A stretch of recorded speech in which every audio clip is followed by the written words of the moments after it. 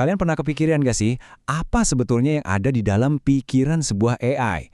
Nah, hari ini kita bakal coba bedah misteri itu, dan kita akan dipandu oleh salah satu pakar paling hebat di bidang ini, Dr. Fei-Fei Li. Beliau ini salah satu tokoh kunci di balik revolusi cara mesin melihat dunia. Oke, kita mulai dengan analogi yang super tajam dari tahun 70-an yang kata Dr. Lee masih relevan banget sampai sekarang. Ini nunjukin dengan jelas banget bedanya antara sekedar menghitung dan benar-benar sadar. AI bisa jago banget dalam satu tugas, tapi sama sekali nggak peduli sama konteks di sekitarnya. Ini poin penting yang akan kita bahas terus. Jadi, sebelum kita ngomongin masa depan yang canggih-canggih, coba deh kita lihat dulu di sekitar kita. Karena faktanya, AI itu udah ada di kehidupan kita sehari-hari, seringnya kerja di belakang layar tanpa kita sadari. Nah, slide ini nunjukin di mana letak kekuatan dan kelemahan AI sekarang. AI itu jago banget untuk tugas-tugas yang datanya jelas, kayak ngenalin pola belanja jutaan orang. Tapi kalau udah urusan fisik dan pemahaman dunia nyata, wah, AI masih jauh banget. Ironis ya, hal yang gampang banget buat kita, ternyata susah banget buat mesin. Terus apa sih mesin di balik semua ini? Jawabannya, machine learning. Coba bayangin kayak seorang siswa yang super rajin. Makin banyak data atau soal latihan yang dipelajari, dia jadi makin pinter ngenalin pola dan bikin tebakannya akurat. Nah, inilah otak matematis di balik hampir semua AI yang kita pakai. Tapi, disinilah bagian yang mulai jadi misterius. Meskipun kita yang bikin AI, kita nggak selalu bisa tahu pasti gimana caranya AI sampai pada sebuah kesimpulan. Ini yang membawa kita ke dalam apa yang disebut kotak abu-abu AI. Proses belajarnya kelihatannya simple, ya. Coba, salah, perbaiki, ulangi lagi. Tapi coba bayangin proses ini terjadi miliaran kali dalam sedetik. Tiap kali salah, ada miliaran tombol internal atau parameter yang disetel ulang. Skalanya yang masif inilah yang bikin AI jadi kuat banget, tapi sekaligus susah buat kita pahami 100%. Nah, ini dia paradoksnya yang bikin pusing sekaligus keren. Seorang engineer bisa bikin AI yang mampu deteksi kanker lebih akurat dari manusia, tapi dia mungkin nggak bisa jelasin pixel mana aja yang jadi dasar keputusan si AI.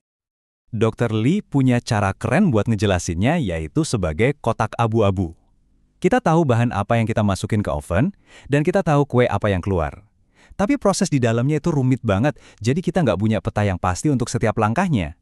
Kita tahu apa hasilnya, tapi nggak selalu tahu kenapa bisa begitu. Penting banget buat diingat ya, walaupun AI terinspirasi dari otak, ini cuma metafora bukan replika biologis. Otak kita itu sistem kimia dan listrik yang super kompleks dan bisa beradaptasi. Sementara AI saat ini secanggih apapun pada dasarnya adalah model matematika yang jauh lebih kaku. Nah, salah satu bidang di mana inspirasi dari otak ini paling keren adalah di visi komputer. Ini bidang keahliannya Dr. Lee. Gimana caranya kita bisa ngajarin mesin buat melakukan sesuatu yang buat kita gampang banget, buka mata dan ngertiin dunia. Ini jauh lebih dari sekedar ngenalin bentuk dan warna loh. Tujuannya adalah supaya mesin bisa lihat gambar kucing dan tahu itu bukan cuma kumpulan piksel, tapi makhluk hidup yang bisa mendengkur, yang mungkin lagi berjemur. Ini soal memahami makna. Kemampuan kayak gini tentu aja bikin kita mikir, apakah melihat berarti sadar? Tapi, seperti kata Dr. Lee, kemampuan memproses data visual itu nggak sama dengan kesadaran. Seekor udang bisa pakai matanya buat menghindar, tapi itu cuma refleks. Ada jurang yang besar banget antara melihat dan memahami keberadaan diri. Oke, lupain dulu deh soal filosofi yang berat-berat. Nyatanya, visi komputer ini udah ngasih dampak beneran loh. Bayangin aja, teknologi ini dipakai di pertanian buat ngecek kesehatan tanaman dari satelit, atau bahkan ngebantu sejarawan seni buat nemuin goresan kuas tersembunyi di lukisan-lukisan kuno. Aplikasinya luas banget. Dengan kekuatan sebesar ini, kita sekarang ada di titik yang sangat penting. Pertanyaannya bukan lagi bisa nggak kita bikin ini, tapi harus nggak kita bikin ini. Inilah kenapa pendekatan yang berpusat pada manusia itu jadi wajib hukumnya.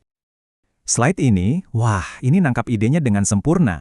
AI itu harusnya jadi alat yang ngebebasin kita dari kerjaan yang ngebosenin dan kotor, supaya kita punya lebih banyak waktu buat hal-hal yang bikin kita jadi manusia, kreativitas, empati, dan hubungan dengan orang lain. Biar visi tadi jadi kenyataan, ada 3 pilar utama. Pertama, AI harus menambah kemampuan kita, bukan menggantikan. Misalnya AI bantu dokter mendiagnosis, bukan ngambil alih kerjaannya. Kedua, AI harus terinspirasi dari kecerdasan manusia supaya bisa nyambung sama kita. Dan yang paling penting, pengembangannya harus sadar penuh akan dampak sosialnya. Jadi, poin utamanya ini nih, masa depan AI itu bukan takdir yang udah tertulis. Masa depan itu kayak kanvas kosong, dan kita semua, bukan cuma para engineer, adalah orang-orang yang megang kuasnya.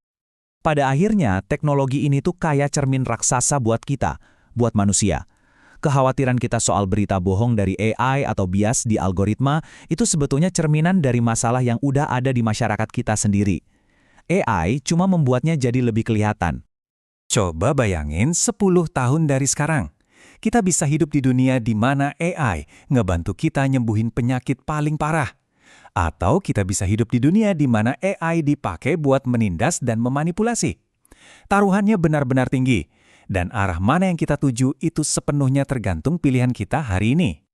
Jadi, setelah kita lihat semuanya, dari cara AI belajar sampai dampaknya buat kita, satu hal jadi jelas, teknologi ini adalah alat yang luar biasa kuat.